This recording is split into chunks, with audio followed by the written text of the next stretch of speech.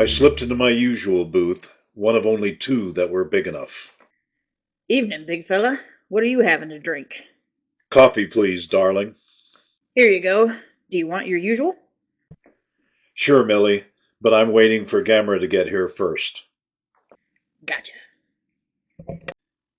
Millie reached over to the nearby counter, grabbed a service, and set it up for Gamera across from me.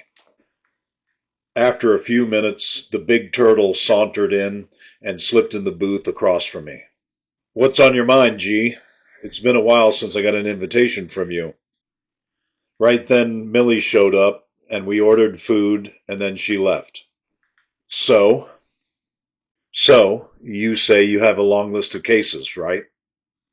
Yeah, you know the humans in this town. Some of them make Ghidra look like a saint. As I said, we have a case list longer than your tail. Including the Kurt Fletcher murder? Yep. Why? I had a strict rule that I always respected my client's privacy. A guy in my line of work has to keep things locked down most of the time. It's a professional courtesy, a kind of unwritten law. I always respected a client's desire for privacy. The only thing that ever made me bend that rule was a case that was on the ropes or if I was talking to Gamera. We had known each other for millennia, and our bond was stronger than anything else. If I told him something in confidence, I could trust him totally. We were Seiju, two of the six original Yahi that were the Guardians. Me, Gamera, Mothra, Pila, and Akoban.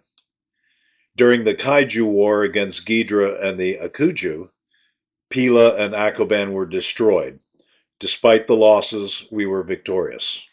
Gamera was the kind you could lay your life on the line for, and he'd do the same for you.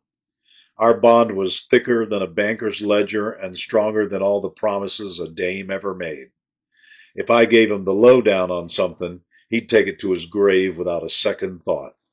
I've been hired by Jasper Fletcher to find out who killed Kurt and why.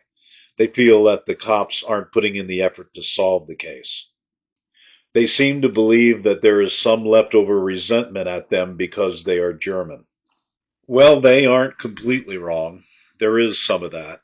But there's also the double murder over at MGM. The boss of the place, Mr. Meyer, is putting on a lot of pressure on the sheriff. We are investigating the Fletcher murder, but we're spread pretty thin. I have the case, but I have very little to go on. I'm coming out of the gate with no horse. I could use some information. I'll tell you what we know. Gamera reached into his coat, pulled out a notepad, and flipped a few pages. Kurt Fletcher was discovered by a local resident out walking her dog. At approximately 8:10 a.m., she saw an unfamiliar vehicle parked on the road. It appeared to have a person sitting in the driver's seat. When she looked closer, she saw blood on the passenger side window. He was shot in the head at point-blank range with a .32 caliber pistol. No shell casing was found. It looks like a professional job. The coroner determined that he was shot at some point between 2 and 6 in the morning. Robbery? Unlikely. His wallet was still in his pocket, and the contents of his vehicle were untouched. There could have been something in the car that was taken, but we have no evidence of it. Any suspects? No one is the prime yet, but we haven't eliminated anyone either. Not even the family. Tell me what you know about the old man.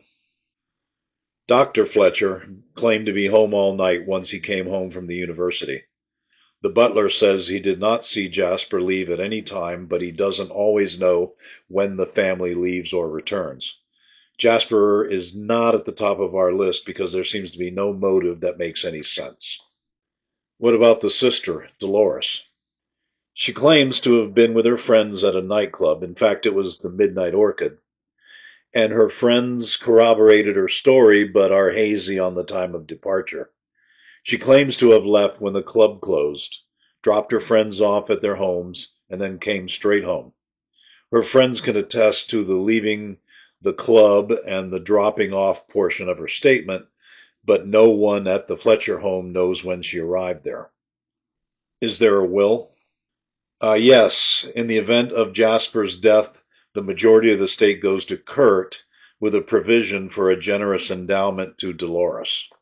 She has a motive, but the opportunity is questionable. It would be tough for her to leave after the bar closed, drive each of her friends to their homes, go across town, shoot her brother, then make it back home before the butler and cook woke up for the day. Where did the stiff work? He worked at a private laboratory down in San Clemente. What do they do there? They contract with corporations for testing mostly. They test products, chemicals, and they do some medical research too. Have you been down there? I did not go. I was on the MGN case, but Lassiter and Gurney went. They said they didn't get anything useful. I knew better than to ask him if I could talk to the two detectives. They'd be as tight-lipped as a clam. I moved on. Did Kurt live at home? No, he has his own apartment less than a mile from where his body was discovered. Address? I'd have to get it from Lassiter. He has all the details.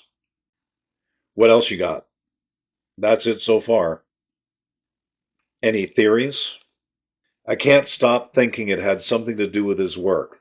The father and daughter have not received any threats, and there's no evidence of theft. I don't have any proof, it's just a hunch, but I'm not Mothra. Who is? I looked at my notes. Dolores has a bodyguard courtesy of Papa. She doesn't seem happy about it. Probably smart, just in case. His daughter lives a pretty lavish lifestyle. Seems to me to be more than can be supported on a professor's salary. They live in West Adams as well. Anything you can tell me on that? Old money. Before the humans' big war, Gunter Flesher, Jasper's father, immigrated to the U.S. with his wife and family.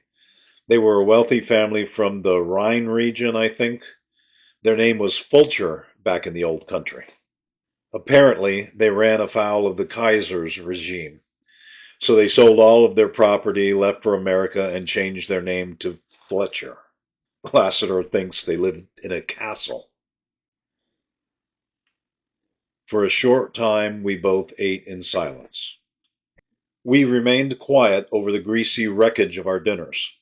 I let the silence hang for a few heartbeats, watching the neon from the street bleed across the worn tabletop before I changed the subject.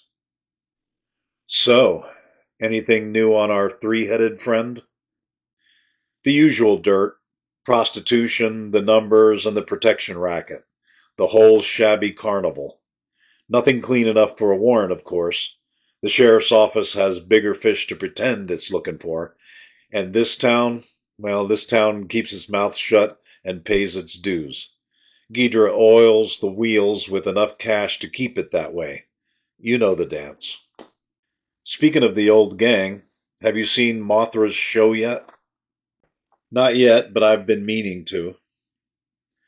What the hell is going on with you two? In the old days, you were thick as thieves. Nothing. Yeah, your lies stink like your breath. And your memory is worn out as your suit. It's the whole problem with crowds. As a kaiju, we all try to avoid crowds, especially where alcohol is served. We are used to the stares that we get, but get enough drinks into a human male, and suddenly someone's general dislike for kaiju mixes with their bravado, and they decide to test themselves against us. Oftentimes with more than one of them. It's not that they can actually hurt us, but if we hurt them, unless we can get a few humans to back us up, it doesn't go well for us in the courts. Kong can attest to that. Well, you should see her. And there is a special section up in the balcony that is reserved for kaiju only. Crowds aren't an excuse anymore, lizard breath. Mothra. Back before the kaiju war and the long sleep, we spent a lot of time together. I used to listen to her songs for hours. The Ningen would gather from long distances to hear her song. They believed it could heal the sick. I know it used to make me feel as if I didn't have a care. Today, none of the humans believe that it heals their ills, but a common response is a feeling of relief from the cares and worries of their lives, if only for a while. Or at least that's what I read in the newspapers. Mothra and we didn't really break up as much as drifted apart. We never hung a fancy name on what we had together, never talked about being mates. We were two different species, but you'd find us together most of the time back then. And she was good in a pinch. She was the ace in the hole when the chips were down. The kaiju war would have gone belly up without her standing shoulder to shoulder with me. We didn't exactly have a scene where we threw the lamps at each other and called it quits.